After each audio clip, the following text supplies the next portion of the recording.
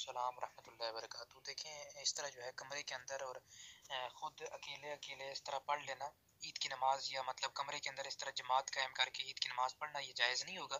کیونکہ عید کی نماز کی ہو بہو وہی احکامات ہیں کہ جو مطلب عید کی نماز کے لیے وہی شرائط ہیں کہ جو جمعے کی نماز کے لیے شرائط ہے نا۔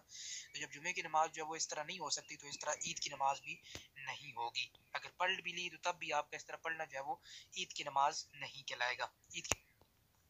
دیکھیں اگر آپ بالفرض ایسے علاقے میں نا کہ باہر ممالک کے اندر، اب ظاہری بات ہے باہر ممالک کے اندر تو زیادہ سختی ہے نا، تو پھر یہی ہے کہ آپ کی پر مطلب عید کی نماز واجب ہی نہیں ہے نا آپ کی پر، جس طرح جمعہ جو ہے وہ فرض نہیں ہوتا، مطلب جمعے کی جب شرائط نہیں پائی جائیں گی تو لازم بات ہے کہ جمعہ فرض ہی نہیں ہوگا نا، تو آپ پر کوئی گناہ بھی نہیں ہے اس حوالے سے، کیونکہ آپ مجبور ہیں، آپ کی پر عید کی نماز بھی واجب نہیں ہوگی۔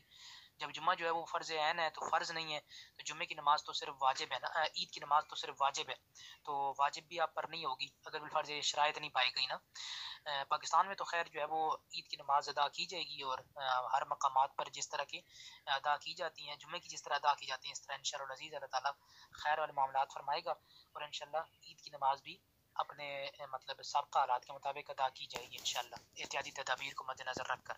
تو یہاں پر تو جو ہے وہ عید کی نماز ادا کرنا آپ پر واجب ہوگا نا، کیونکہ یہاں پر جو ہے عید کی نماز ادا کی جائے گی۔ لیکن اگر آپ ایسی جگہ پر ہیں، ایسے باہر ممالک میں سے کدھر ہیں، تو وہاں پر سختی ہے کہ مساجد بالکل بند ہیں اور نماز ادا کرنے کی اجازت نہیں دے رہے، تو پھر آپ پر کوئی اس میں حرج وغیرہ لازم نہیں ہوگا۔